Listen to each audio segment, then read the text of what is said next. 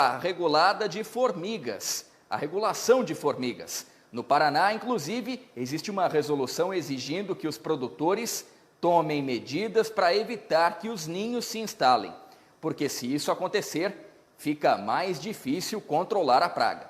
E atualmente existem 3 produtos liberados pelo Ministério da Agricultura, Pecuária e Abastecimento disponíveis no mercado para combater esse mal.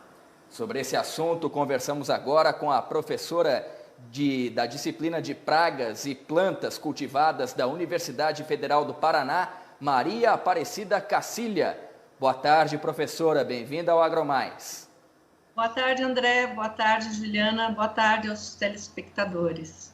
É um prazer estar aqui com vocês. Prazer é todo nosso, professora. Primeiro diz pra gente o que as formigas causam nas lavouras e que acaba motivando essa necessidade de controle por parte dos produtores. Formigas são ferozes, são de hábito extremamente peculiar. Ela não come a folha, ela corta essas folhas e leva esse material vegetal para fungos. E lá no ninho ela come fungo. Então elas não selecionam material vegetal, o que tiverem de cultivado pelo homem, elas cortam.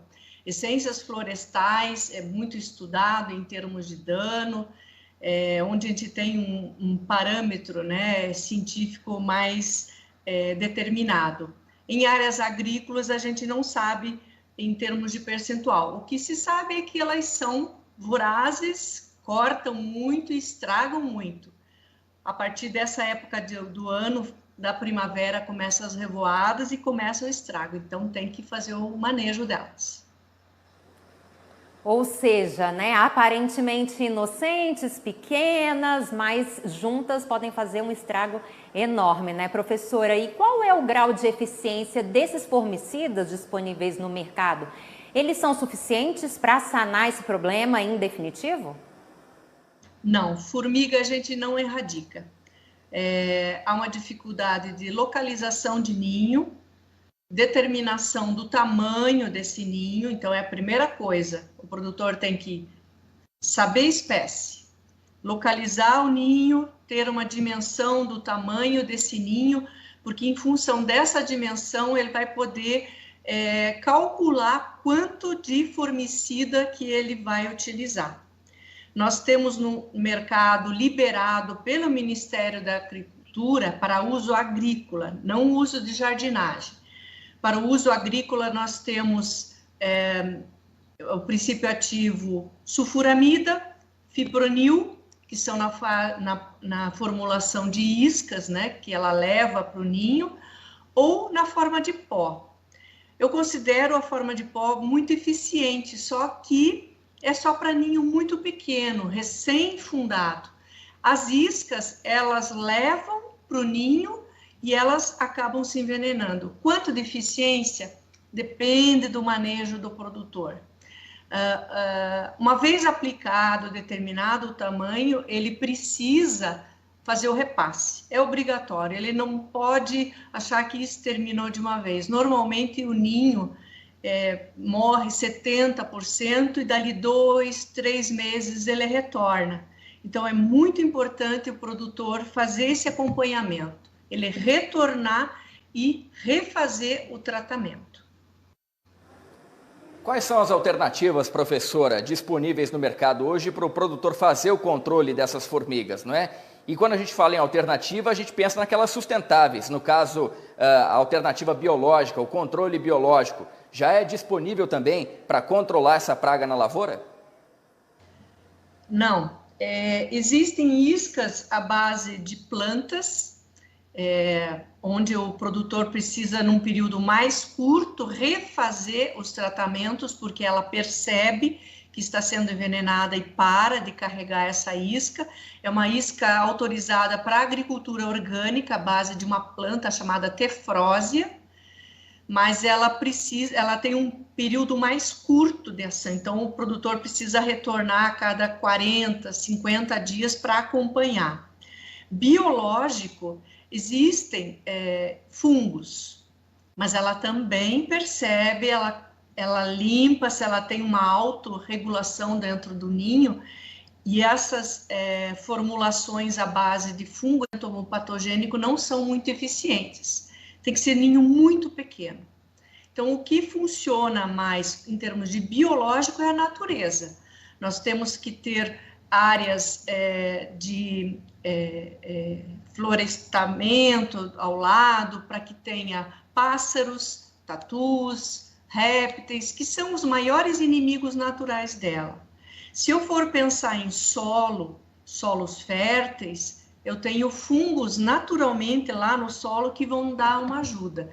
Então, precisam ser um solo fértil. Há até um estudo com relação a isso. Solos com maior fertilidade têm uma microbiota, têm uma composição de inimigos naturais nesse solo que ajudam o manejo da formiga.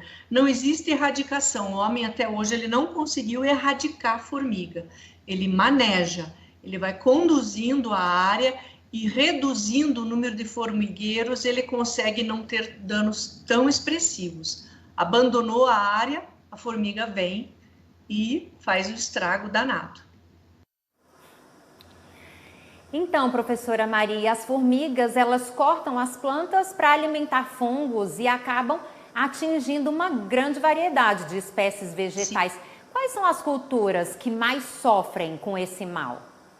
Frutíferas. Soja. Ultimamente nós temos tido problema no Paraná, grandes áreas de soja sendo devastadas por formiga. Quanto de dano? Não se sabe. Porque para a gente saber quanto de dano, você precisa ter uma área controle e a área atacada, né? Então, nas áreas agrícolas, a gente não tem ainda uma estimativa científica de percentual. Nas áreas florestais, a gente tem. Pinus taeda, eucalipto, são muito atacados, são muito cortados do seu material vegetal, né? Então, culturas agrícolas, o que você pensar? Áreas olerícolas, qualquer uma. Tendo ninho por perto e você deixando, elas vão atacar. Rosas, amam rosas, levam para o fungo e se alimentam. Temos um problema em jardins que tem rosas bastante frequente de ataque de formigas.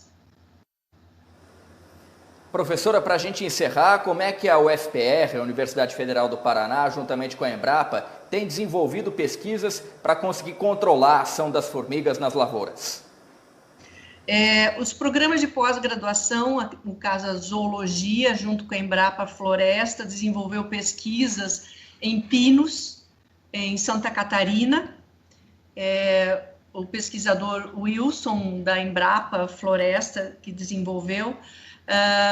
O pessoal da engenharia florestal, do curso, né, de engenharia florestal, tem desenvolvido alguns artigos, 2017, 2018. Então, é através dos cursos de pós-graduações da universidade, junto com parceiros, né, EPAGRE, Embrapa.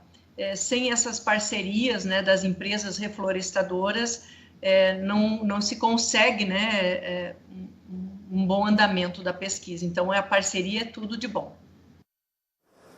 Tá certo, professora Maria Aparecida Cacilha, da Universidade Federal do Paraná. Muito obrigado pela sua participação aqui com a gente no Agronotícias, segunda edição. Grande abraço a todos.